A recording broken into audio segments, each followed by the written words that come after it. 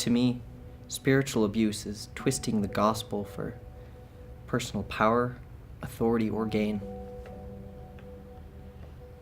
I taught at a Christian school that was affiliated with a large and prosperous church. One day, the principal called myself and one of my students into her office. She told me that the student should be thrown out of the school because she had an eating disorder. We had these weekly teacher meetings where this same principal just talked at us for several hours. She would just yell and cry, say it was the Spirit of God on her. None of the staff could ever get a word in. We all felt trapped. I wanted to leave, but I felt trapped. I needed the job. I felt angry, disillusioned after leaving. The entire experience just made me more cynical towards churches and Christian schools.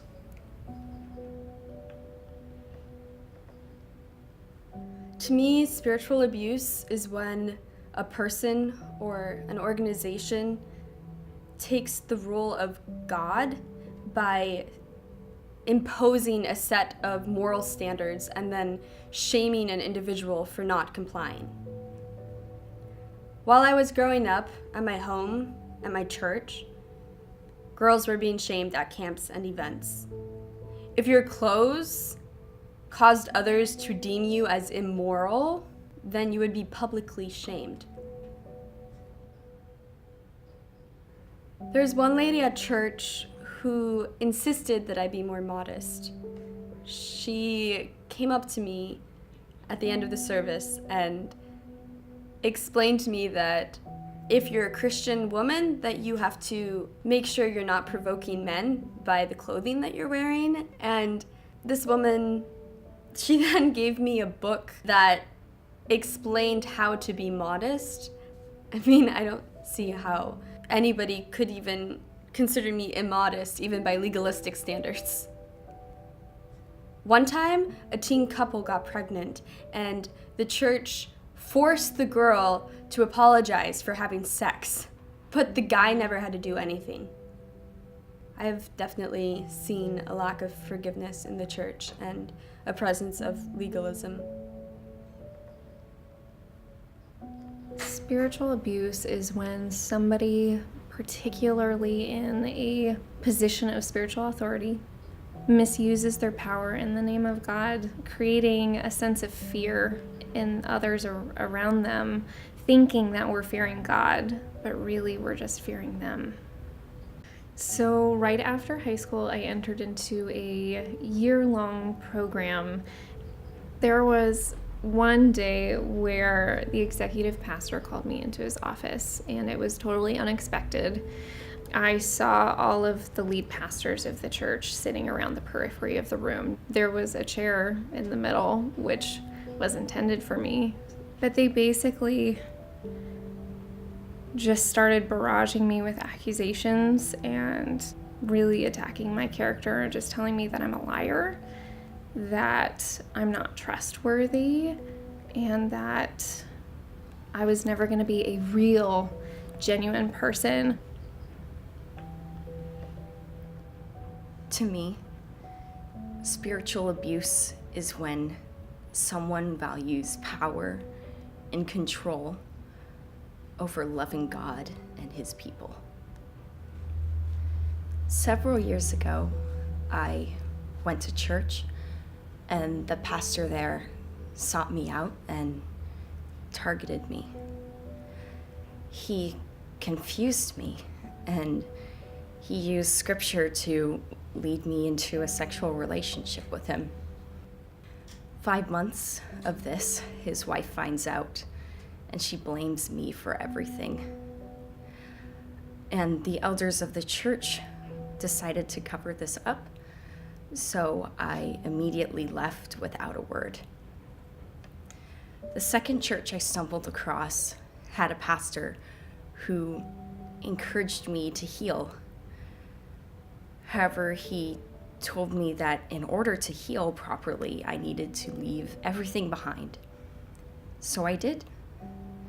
I gave all of my possessions to the church, And again, I was left at the mercy of other people. I have witnessed so many broken people in this leadership. They encourage some people to leave their jobs, others to just give away all their possessions like I did. I've seen so many people broken in a place where God is supposed to dwell among his people.